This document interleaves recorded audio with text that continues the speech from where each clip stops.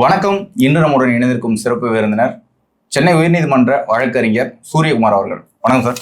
வணக்கம். இப்போ இந்த சர்வே போல்லாம் எடுக்கிறாங்க, ஆனால் இன்னொரு விஷயம் சொல்றாங்கன்னா கூட்டம் வந்து ஓட்டா மாறாதுன்னு சொல்றாங்க. இப்போ நார்மலாக எடுக்கிற சர்வேஸ் நிறைய யூடியூப் சேனல்ஸ் எடுக்கிறாங்க, நிறையா காமனான நடுமையாக இருக்க போல்ஸ்டர்ஸ் வந்து போல் எடுக்கிறாங்க. ஸோ அவங்க என்ன சொல்றாங்கன்னா தாவேக்கு அந்த எலெக்ஷன் ஜெயிக்க வந்து நிறைய வாய்ப்புகள் இருக்கு அப்படின்னு சொல்றாங்க. அதே சமயம் திமுக அதிமுக அவங்களுக்கு சார்பாக உள்ள ஊடகங்கள் சர்வே எடுக்கிறவங்கன்னா நாங்கள் தான் ஜெயிக்க போறோம்னு சொல்லிட்டு ஒரு தம்பட்டம் அடிச்சுட்டு இருக்கிறாங்க. ஸோ இது வந்து உங்களோட கருத்து என்ன? கூட்டம் வந்து ஓட்டா மாறுமா? இந்த சர்வே பார்த்தி இப்போ ரீசன் நிறையா வந்து அதை நீங்க என்ன நினைக்கிறீங்க? கூட்டம் ஓட்டா மாறுமான்னு கேட்டிங்கன்னா நிச்சயமா மாறும். எம்ஜிஆர் அவர்கள் வந்து கட்சி தொடங்கும் போது கூட்டம் ஓட்டா மாறி இருக்கு. அப்போ அந்த கேப்ல வந்துட்டு ஒரு கூட்டம் நிறைய எல்லா கட்சிக்கும் கூட்டம் கொடுச்சே, அவங்க ஓட்டா மாறினாங்களான்னு கேட்பீங்க நீங்க.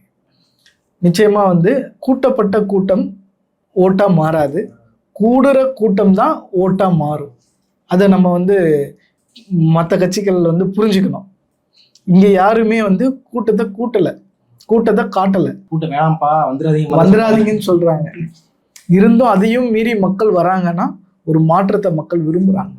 இப்போ இந்த 20 நாட்கள் இல்லைன்னா இந்த 30 நாட்கள் வந்து பரப்புரை வந்து எப்படி இருக்கும்னு நினைக்கிறீங்க? ஏன்னா திமுக அதிமுக பாஜக காங்கிரஸ் கட்சி இது வரைக்கும் இருந்த கட்சிகள், அது கூட்டணி கட்சிகள்லாம் வந்து தேர்தலை சந்திச்ச கட்சிகள். தேர்தல் நேரத்தில் எப்படி இருக்கணும், தேர்தலுக்கு முதல் நாள் எப்படி இருக்கணும், அவங்க கொடுக்கக்கூடிய பணமா இருக்கட்டும், மக்களை சந்திக்கிறதா விதமா இருக்கட்டும், அது வேற மாதிரி இருக்கும். தாவேக்காவை பொறுத்த வரைக்கும் எப்படி இருக்கும் இந்த தேர்தல் களம், தேர்தல் பணிகள் வந்து எப்படி இருக்கும்னு நினைக்கிறீங்க? இந்த தேர்தல் பார்த்தீங்கன்னா நீங்க கேட்குற கேள்வி என்னன்னா, அங்க அனுபவம் ஆல்ரெடி தேர்தல் அனுபவம் இருக்கு, இங்க வந்து புதுசா இந்த தேர்தலை சந்திக்கிறாங்கன்னு சொல்லி நீங்க கேட்குறீங்க. கரெக்டு. ஒரு புதுசாக சந்திக்கிறாங்க ஒன்று. ரெண்டாவது, அவங்க கிட்ட தாவேக்காவிடம் அனுபவசாலிகள்லாம் நிறைய பேர் இருக்காங்க. ஸோ அவங்களும் களத்தில் வேலை செய்வாங்க.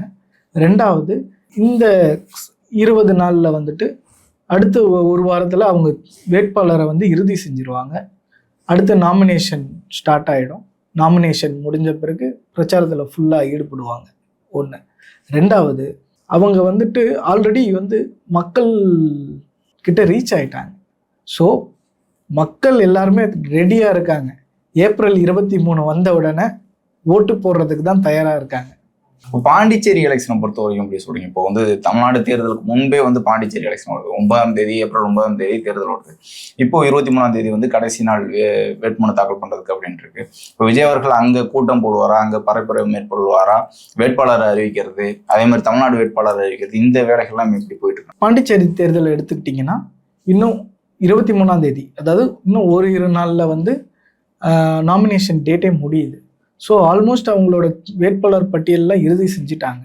23ஆம் தேதி எங்களோட வேட்பாளர்கள்லாம் வேட்புமனு தாக்கல் செய்வாங்கன்னு சொல்லி அந்த கட்சியோட நிர்மல்குமார் அவர்கள் சொல்லியிருக்காங்க.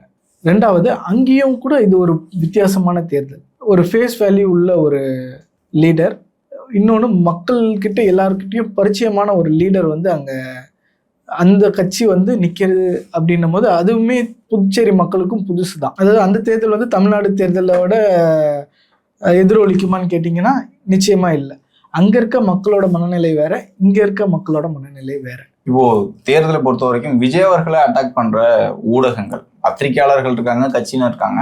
ஆனா ஊடகங்கள் வந்து எதிர்கொள்றது மிகப்பெரிய ஒரு சிக்கலா இருக்கு. ஏன்னா சமீபத்துல நீங்க அறிக்கைகள் அல்லது பேட்டிகள்லாம் பாத்தீங்கன்னா சிடிஆர் அவர்கள் அறிக்கை கொடுக்குறாரு, சிடிஆர் அவர்கள் பேட்டி கொடுக்குறாங்க, மற்ற இப்போ லைலாமணி அவர்கள் வந்து அறிக்கை கொடுத்துருக்காரு. ஊடகங்கள் வந்து டிவிக்கேவை டார்கெட் பண்ணி சில தவறான செய்திகளை வெளியிடுறாங்க. இப்போ மும்பைக்கு போனது குறித்து இருக்கு, அதே போல கரூர் சம்பவம் குறித்து சில தவறான வீடியோக்கள், தவறான நியூஸ்கள் வந்து வெளியிடுறாங்க அப்படிங்கிற மாதிரி இருக்கு. இந்த ஊடகங்களை எதிர்கொள்றதுல தாவேக்காவுக்கு பெரிய சிக்கல் இருக்குன்னு நினைக்கிறேன். இல்லை, நிச்சயமா இல்லை. அவங்க எப்பப்பெல்லாம் தேவைப்படுதோ அப்பப்போ அந்த கட்சியில இருந்து அறிக்கையோ இல்லை அந்த கட்சியை சார்ந்த பிரமுகர்களோ ஊடகங்களை சந்திச்சு இதை பற்றி விளக்கம் சொல்லிட்டு தான் இருக்காங்க. சமீபத்தில் என்டிஏவோட தாவேக்கா அலைன்ஸ்ன்ற ஒரு பெரிய பொருளை வந்து பயங்கரமாக ட்ரெண்ட் பண்ணாங்க. பட் வந்து அது எடுபடலை. ஏன்னா அதை பற்றி அந்த கட்சியோட நிர்வாகி நிர்மல்குமார்லேருந்து எல்லாருமே வந்து அது வதந்தி, அதை வர்ஜினா கூட சொன்னாங்க, அது வதந்தி, யூகத்துக்கெல்லாம் பதில் சொல்ல முடியாதுன்னு சொன்னாங்க. ஆனால் மீடியா வந்து என்ன பண்ணுச்சு, அலைன்ஸ் 50 சீட்டு 90 சீட்டு எல்லாமே போட்டாங்க. அரசியலுக்கு உற்று நோக்குபவர்கள் என்ன சொன்னாங்கன்னா, அவங்க வந்து இதை பற்றி விஜய் சொல்லணும், இது வரைக்கும் ஆதவ் தான் சொல்லியிருக்காரு, நிர்மல்குமார் தான் சொல்லியிருக்காரு, விஜய் எதுவுமே சொல்லலையே, ஸோ விஜய் சொல்ற வரைக்கும் யூகெல்லாம் உண்மை. அவரே சொன்னாலும் பிஜேபி ஏன் சொல்லல, பாஜக ஏன் சொல்லல, அமித்ஷா சொல்லல, மோடி சொல்லன்னு சொல்லிட்டு இருக்காங்க. இந்த தேர்தல் வந்துட்டு மாநில தேர்தல், முதலமைச்சர் யாருக்கான தேர்தல். இந்த தேர்தலில் நம்ம வந்து திமுகவை தான் எதிர்க்கணுன்ற ஒரு குறிக்கோளோட இருக்காங்க. நீங்க ஏன் பாஜகவை பத்தி பேசல, அது கேட்குறவங்க யாருன்னா பாஜக காரங்களே தான் வந்து அரசியல் விமர்சகராக கேட்பாங்க. ஏன்னா இவர் வந்து அவங்கள பத்தி பேசினாங்கன்னா நம்ம கொஞ்சம் வளர்ந்துக்கலாம். இங்க தமிழ்நாட்டை பொறுத்த வரைக்கும் இதுவரைக்கும் இதற்கு முன்பே வந்து பாஜக எதிர்ப்புங்கிறது தொடர்ந்துகிட்டே இருக்கு. இப்போ 2019 தேர்தல இருந்து பாக்குறோம், 19, 21, அதே மாதிரி மற்ற இடைத்தேர்தலா இருக்கட்டும், 24 தேர்தலா இருக்கட்டும், பிஜேபி எதிர்ப்பு அந்த மனநிலையில வந்து மக்கள் இருக்காங்க. அது கிறிஸ்டியன் முஸ்லீம் மக்கள் மட்டும் கிடையாது, எல்லா மக்களுமே இருக்காங்க. தாவேகாவை பொறுத்த வரைக்கும் எந்த சமூகத்திற்கும் இல்லைன்னா எந்த belt, Kongu belt, delta, south அப்படின்லாம் இல்லை. இப்போ கிறிஸ்டியன் முஸ்லீம் மக்கள் மத்தியில வந்து இந்த பிஜேபி அலையன்ஸுங்கிறது வந்து பெரிய ஒரு தாக்கத்தை ஏற்படுத்துது, இந்த பேச்சுவார்த்தை நடத்துறாங்கிறதுலாம் தாக்கத்தை ஏற்படுத்திருக்குன்னு சில பத்திரிகையாளர்கள்லாம் சொல்றாங்க. அப்படி இருக்கா களத்துல? இல்லை, இது முற்றிலும் வந்து உண்மைக்கு மாறான விஷயம். என்னன்னா, கடந்த தேர்தல்லாம் நீங்க பார்த்தீங்கன்னா 16க்கு அப்புறம் வந்த தேர்தல்லாம் பார்த்தீங்கன்னா பிஜேபிக்கு எதிரான மனநிலை உள்ள வாக்காளரை யார் கவர்றாங்கன்றது தான் விஷயம். ஆனால் இந்த தேர்தலில் அது பிஜேபி இந்த தேர்தலில் ஃப்ரேம்லேயே இல்லை.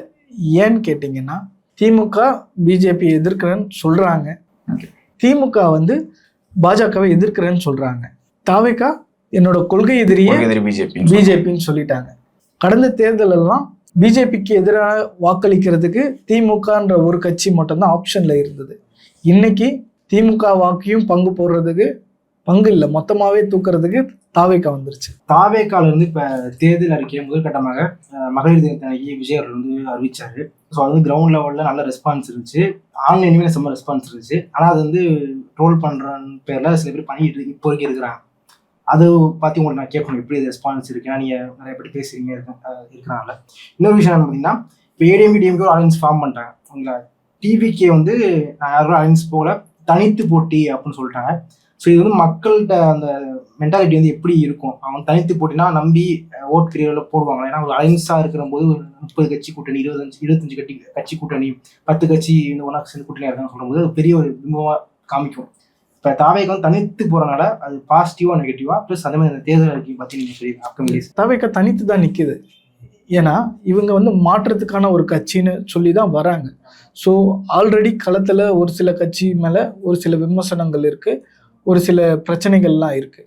இந்த சூழ்நிலையில் அவங்க வந்து அந்த பிரச்சனைக்குரிய கட்சியோ இல்லை அவங்க மக்கள்கிட்ட ஒரு கருத்து எதிர்மறையான கருத்து உள்ள ஒரு கட்சியோட அவங்க அலைன்ஸ் போகிறத மக்கள் விரும்ப மாட்டாங்க. ஒன்று.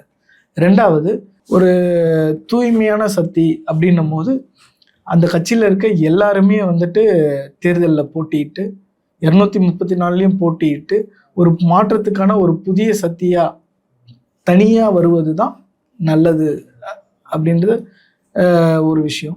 ரெண்டாவது, அப்போ தான் மக்களோட நம்பிக்கையும் நம்மளால் பெற முடியும் அப்படின்றத அவங்க கருதுறாங்க. தேர்தல் அறிக்கையை வந்து இப்போ கொடுத்துருக்காரு, அதை வந்து இலவசங்கள் தான் கொடுக்குறாரு, மற்ற கட்சிகள் மாதிரி தான் கொடுக்குறாரு அப்படிங்கிற விமர்சனங்கள்லாம் வைக்கிறாங்க. அதிமுக இது வரைக்கும் செய்தது அதே மாதிரி கொடுக்குறாங்க, ஆனால் அது வந்து இது இல்லாமல் இதை எப்படி மாற்று அப்படிங்கிற மாதிரி சில கட்சிகள் வந்து கேட்குறாங்க. இந்த தேர்தல் அறிக்கை வந்து திமுக தேர்தல் அறிக்கை மாதிரி இருக்கு அப்படி எல்லாரும் விமர்சனம் வைக்கிறாங்க. இல்லை, அது உண்மைக்கு மாறான விஷயம். ரெண்டாவது, ஒரு எலெக்ஷன்ல ஒருத்தரோட தேர்தல் அறிக்கை தான் வந்து கதாநாயகனா இருக்கும்னு சொல்றாங்க. ஸோ நிச்சயமா தாவேகாவோட தேர்தல் அறிக்கை வந்து இந்த தேர்தலில் ஒரு கதாநாயகனாக இருக்கும். இப்போ கொடுத்தது வந்து எப்படி மக்கள்கிட்ட ரெஸ்பான்ஸ் இருக்குன்னு நினைக்கிறேன். இதற்கு முன்பு வந்து இப்போ 1000 ரூபாய் பணம் வந்து விஜய் வந்தா நிறுத்திடுவாரு அப்படிங்கிற மாதிரியான ப்ரொபகண்டா வந்து எல்லா இடத்துலயும் பண்ணிட்டு இருந்தாங்க திமுகவினர். இவர் வந்து 2500 சொன்ன பிறகு வந்து அது வந்து பேசுறதுக்கு வாய்ப்பே இல்லாமல் போயிடுச்சு. ஆனா இப்போ பெண்கள் மத்தியில, மக்கள் மத்தியில எப்படி இருக்கு தேர்தல் அறிக்கைகள்? ஒரு ஆரம்பத்திலேயே சொல்லிட்டார் ஒரு விஷயம், இலவசத்துக்கு எதிரான ஆள் நம்ம இல்லை. இன்னொன்று, இலவசம்னு கொடுத்துட்டு அதை நீங்க ஏளனமா பேசாதீங்கன்னு சொன்ன ஒரு தலைவர். மக்கள் பணத்தை தான் நம்ம வந்து கொடுக்குறோம், அது எப்படி இலவசமாகும்? ஒன்று. ரெண்டாவது, அவர் சொன்ன நிறைய திட்டங்கள், அதுல குறிப்பா வந்துட்டு பள்ளி படிக்கும் மாணவ மாணவிகளோட பெற்றோர்களுக்கு 15,000 இடைநிற்றல் இருக்கக்கூடிய வீட்டுகளை வந்து கொடுக்குறாங்க. கொடுக்கறதா சொல்லியிருக்காங்க. இந்த பணம் வந்து அந்த குழந்தைகள் வந்து படிக்கிறதுக்கும் உதவும். இன்னொன்று, இது வந்து கல்வி சம்பந்தமான விஷயம். கல்வியே நிச்சயமா ஒருத்தருக்கு இலவசமா நம்ம தரணும். ஒன்று, அந்த கல்வியை கற்கிறதுக்காக மற்ற விதத்திலையும் நம்ம உதவணுன்ற ஒரு நோக்கத்துல தான் இந்த விஷயத்த நம்ம பார்க்கணும். இப்போ மற்ற தேர்தல் அறிக்கைகள்லாம் எப்படி இருக்கும்? ஏன்னா வந்து அரசு பணியாளர்கள் இருக்காங்க, காவல்துறையினர் இருக்காங்க, செவிலியர்கள் இருக்காங்க, விவசாயிகள் இருக்காங்க, நெசவாளர்கள், அவங்களோட தேர்தல் அறிக்கைகள்லாம் எப்படி வரும்னு நினைக்கிறீங்க தாவடியை பொறுத்தவரைக்கும்? விவசாயிகளுக்கு ரிலேட்டடான விஷயத்த தஞ்சாவூர்ல விஜய் அவர்கள் பேசியிருக்காங்க. ஸோ அது ஒரு பக்கம். இன்னொன்று, அரசு ஊழியர்கள் மற்ற இஷ்யூக்கள்லாம் வந்து அவர்கள் அந்தந்த பிரச்சனையின் போது ஒரு அறிக்கை வாயிலாகவும் கட்சி நிர்வாகிகள் மூலமாகவும் அவர் வந்து அதில் கருத்துக்கள்லாம் சொல்லியிருக்காங்க. நிச்சயமாக இந்த தேர்தலில் அனைத்து தரப்பு மக்களோட ஒரு எதிர்பார்ப்பை பூர்த்தி செய்யும் வகையில் இந்த தேர்தல் அறிக்கை இருக்கும்னு எதிர்பார்க்கலாம். சரிங்க சார், இவ்வளவு நேரம் உங்களுடைய நேரத்தை ஒதுக்கி உங்களுடைய கருத்துக்களை தெரிவித்ததுக்கு மிக்க நன்றி. நன்றி சார்.